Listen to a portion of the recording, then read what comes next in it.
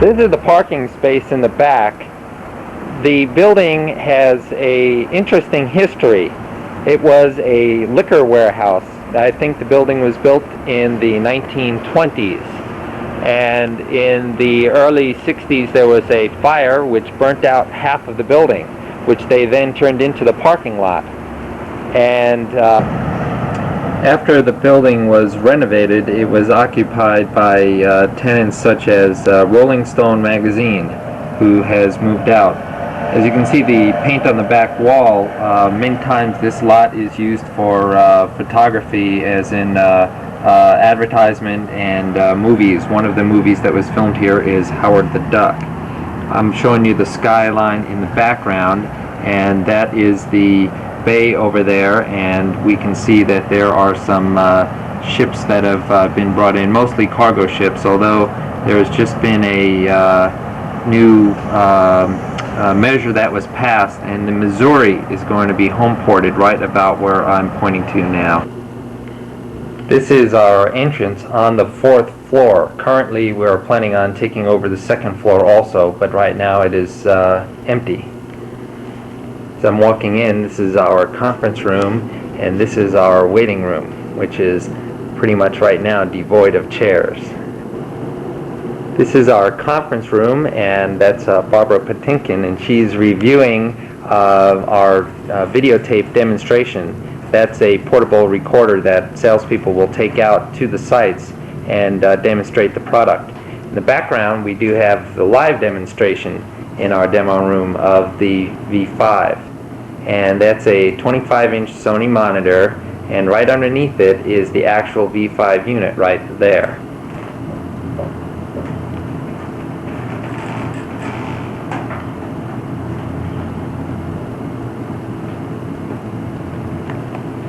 And I can just quickly show over here a chart of some of the territory of the San Francisco area and how the salespeople will be covering the area.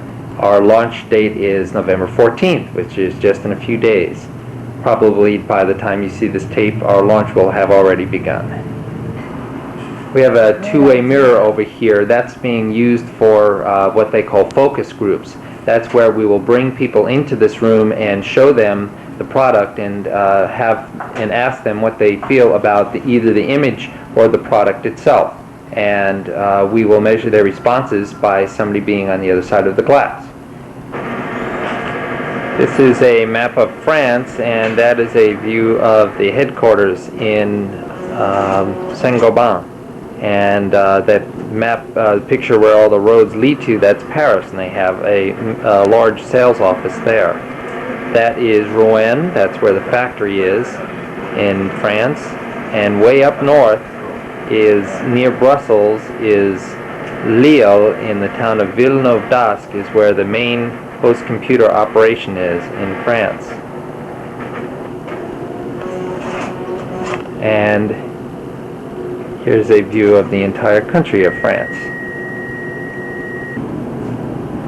Okay, we're coming down the hallway. This is a graphic station where a lot of the design work for our logo and other printed literature is done. This is not to be confused with the graphics work that's done on our Compo workstation.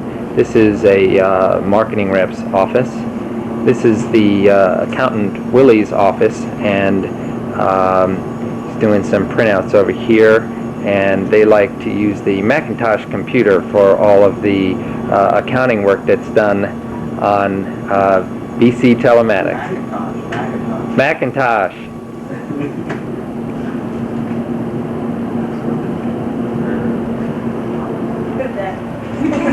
This is the Compo workstation area, and this is where the actual images are designed. And what we can see here is a what they call a digitizing pad, a digitizing tablet, and they push the little buttons on that little mouse-like device, and if they needed to, they could put a picture on the tablet and then trace it out. Then they use the keyboard to enter information. Then they have a controlling terminal there which allows them to see what commands they want to pull up, and then over here is the actual screen with the information. And this is the 49ers scoreboard that we see over there, the schedule of games that are coming up. Here's a design of one of the things that would show up in a restaurant or bar, and it would list the drinks that would be available from our bar. And that's part of the focal point, which is the first product line that they're coming out with. Needless to say, they wouldn't use that in a doctor's office. And right now we have 4 working stations and one that has a few problems, and we're still ironing it out. Dave's job. My job. Dave, my shrine. Yeah. Okay, and we've got the shrine of the artists department. Poor Dukakis ripped in half over there. And to be fair about it, we have everything in bilingual. Most important, mon amour. Mon amour. Hi, this is Jean-Marie, and he's my boss from France, and he's helping me get the operation set up over here. This is the boss area of the building. This is one of our desks, which will be used for an accountant when he shows up. We have what we call a test bed area set up with 10 monitors and 10 V5s, and they are constantly calling in every night and updating information.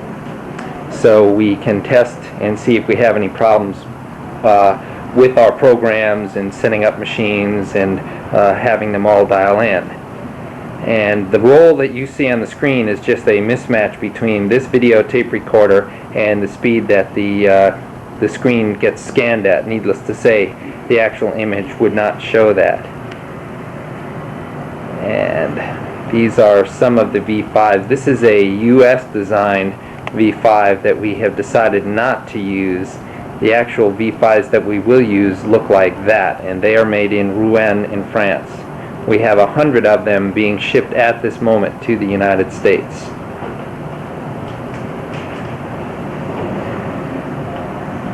So you act natural? Yes, act natural, Jay. This is Jay, and he's right now working on a manual for his position, and basically he's doing the scheduling of the host computer and all of the files that go into it, and keeping track of all of the operations. What I have here is my CAD workstation, and I've been working on the floor plans and laying out the entire second floor and fourth floor. So this is a multi-purpose workstation. In the background we have the actual host computers, and what I have over here is a typical rack, and this is a 19-inch rack, but I'll be using a 23. And this is 16 modems here, and typically each computer will use 10 modems, and the 10 modems will feed 250 V5s out in the field. So each computer will be able to run 250 V5s. That's a drawing of what the rack will look like right there, and it shows 4 computers on this rack with 3 racks of modems, and then backup power equipment will go down at the bottom. So we go from the drawing to the real thing, and this is what they call a hostess board, and that allows us to take a normal computer and that has 2 outputs, and that has 8 right there, and we use 2 of those to wind up with 16 outputs.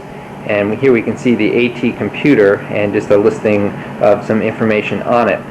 So we usually have a total of 17 users, 16 out of the back and 1 right at the keyboard. And then that's a view of the inside of one of the machines, and we can see the 2 hostess boards on there. And that's our host computer right there. Got some documentation in the background. This is our telephone room and some of the wiring that will be used.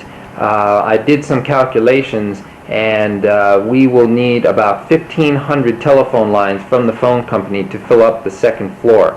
This is not enough room to handle that type of operation, and that's why we're using the entire second floor of this building to handle it. This is our logo as it appears on the TVs. Now this is totally silent, so if you can picture what you're looking at without any sound at all, you'd get an idea of what the product does.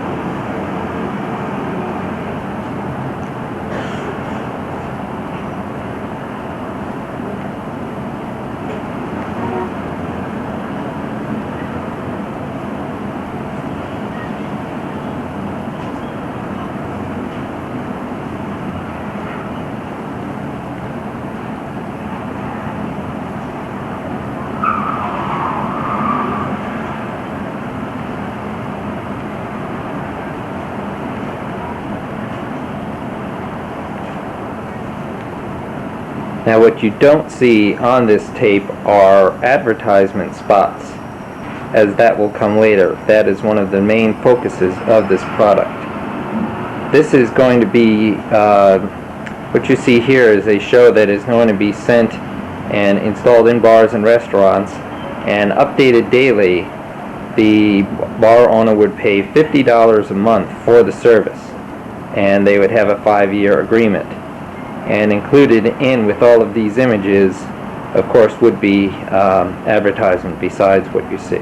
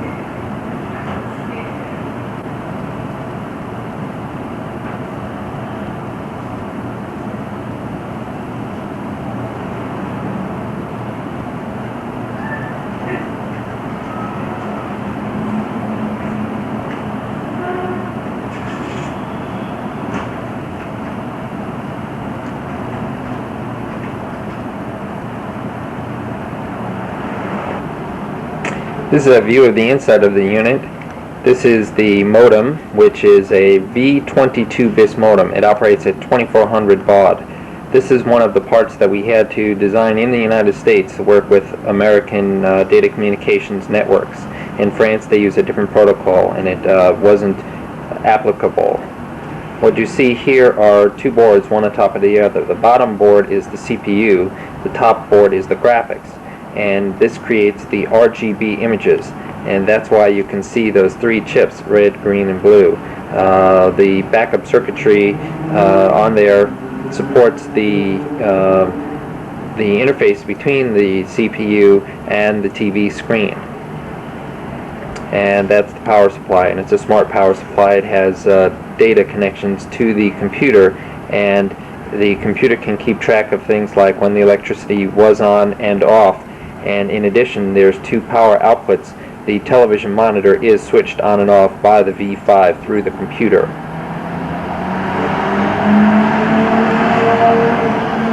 The actual outputs of the machine is, well, there's the power in, then there's power out to the monitor, then there's a future connector over there, which is what we call composite color. That would allow us to hook it up to normal TVs. That's not available right now. We have to use special TV monitors that have an RGB output. That connector over there is one that will connect to other boxes that will allow interactive capabilities of the V5. Currently we just have it displaying images and not doing anything else. In the future we will have interactive capabilities. This is the programming keypad, we call the SAB keypad, and that's what is used to set up the entire program. And then this is the cable that runs over to the colored monitor. Hi Mark, you returning my call? Oh yeah. This is Rob Gorman, and he's the president of VC Telematics. And I've been working with him since February. And we've hired a lot of people since then, but it was just Rob Gorman, myself, and Pam Laird for quite a while. Have anything to say, Rob? Well, I understand that I'm talking to Mr. and Mrs. Kaufman in Long Island, New York.